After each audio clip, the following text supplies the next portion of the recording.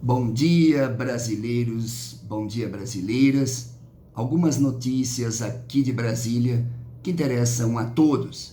Em primeiro lugar, vocês estão acompanhando o golpe militar na Bolívia. E nesta terça-feira acontece uma mobilização junto da embaixada boliviana aqui em Brasília contra o golpe militar em defesa da democracia e da soberania do povo boliviano. Todos acompanharam os últimos 14 anos, onde a Bolívia se transformou. Foi um dos países que mais crescimento econômico teve na América Latina. Diminuiu a desigualdade social, diminuiu a pobreza, emprego, quase pleno emprego, menos de 5% da população economicamente ativa desempregada, grandes investimentos em saúde e educação, um país que estava conquistando independência, soberania, liberdade. E todos acompanharam os grandes interesses dos Estados Unidos no solo boliviano, não só pelo gás natural, mas pela matéria-prima estratégica para o século XXI, que é o maior produtor mundial de lítio, que tem a maior reserva mundial de lítio, é a Bolívia. E o lítio é uma matéria-prima estratégica, tanto como um componente para nossos celulares, como também para baterias, que vão ser a grande matéria-prima dos carros elétricos no século XXI. Por isso, os Estados Unidos, através da sua embaixada, articulou, motivou, mobilizou a oposição junto com os militares para dar golpe militar, ditadura militar na Bolívia. O povo brasileiro certamente é a favor da democracia e contra golpe, contra ditadura, em defesa da soberania e que o povo boliviano decida, através das eleições, o seu futuro e o seu destino.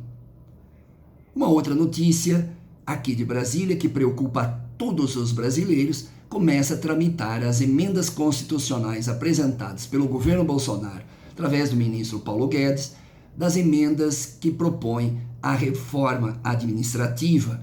E na reforma administrativa não só retira direitos dos servidores públicos, mas também extingue 1.254 pequenos municípios que estavam mudando a vida do povo dessas pequenas comunidades brasileiras. E terceiro, propõe a desvinculação das receitas da União, estados e municípios para o percentual de educação e de saúde. Vai deixar de existir a necessidade dos prefeitos investirem 25% para a educação e 15% para a saúde. Vai ficar num bolo só, onde o ente da federação pode decidir onde gastar. Isso significa, para os educadores brasileiros, para os pais que querem ver seus filhos na creche, no ensino fundamental, no ensino médio ou na universidade, a redução dos investimentos, principalmente da União, se desresponsabilizando com percentual constitucional para a política pública tão importante e estratégica para esse país, que é a educação e que é a saúde. Uma terceira notícia aqui da semana: começa a movimentação para a votação do Fundeb permanente. O Fundeb é o Fundo Nacional de Desenvolvimento da Educação Básica. Termina a sua validade no próximo ano, em 2020. Por isso, estamos acelerando os debates e na comissão especial tem previsão para que neste mês possa se votar o relatório da deputada Dorinha, onde prevê o aumento da complementação da União para estados e municípios no Fundeb, nesses fundos estaduais. Hoje a União só complementa para 9 estados brasileiros. Santa Catarina, por exemplo, não fica com nenhum recurso da União complementado no fundo estadual. Nós queremos que todos os municípios e estados recebam recursos da União. E em 10 anos, a previsão é que de 7 bilhões a mais da União em 2021, em 10 anos depois, que a União complemente em torno de 43 bilhões para que todas as famílias brasileiras possam colocar suas crianças na creche, na pré-escola no ensino fundamental e os jovens possam concluir o ensino médio. E por isso que a CNTE, a Confederação Nacional dos Trabalhadores da Educação, vai realizar uma grande mobilização no Brasil inteiro, onde os educadores que defendem sua própria carreira, sua própria profissão e a educação pública de qualidade vão estar se mobilizando no dia 27 de novembro em defesa do Fundeb permanente, com ampliação de recursos da União para estados e municípios.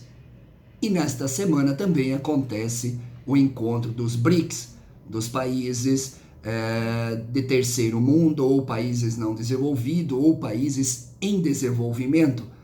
Esses países que compõem o BRICS, a China, a Rússia, a Índia, a África do Sul e o Brasil, foi uma construção política na geopolítica mundial estratégica, com inclusive a criação de um instrumento de crédito, a criação de um banco dos BRICS, que iniciou com 50 bilhões de dólares.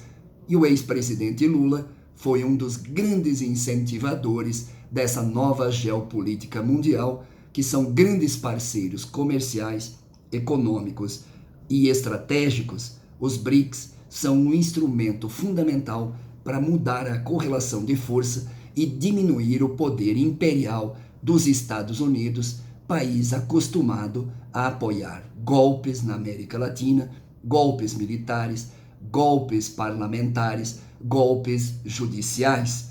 Não tem muito apreço à democracia. Onde tem embaixada americana, tem conspiração, tem interesses na defesa dos Estados Unidos.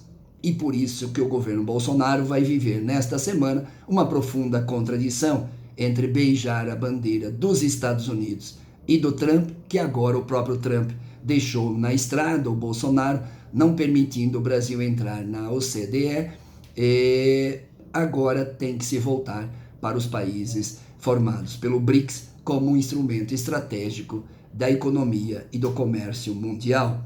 São essas as principais notícias desta semana, nesta terça-feira de manhã. Vamos acompanhando e a qualquer momento nós traremos mais notícias aqui de Brasília.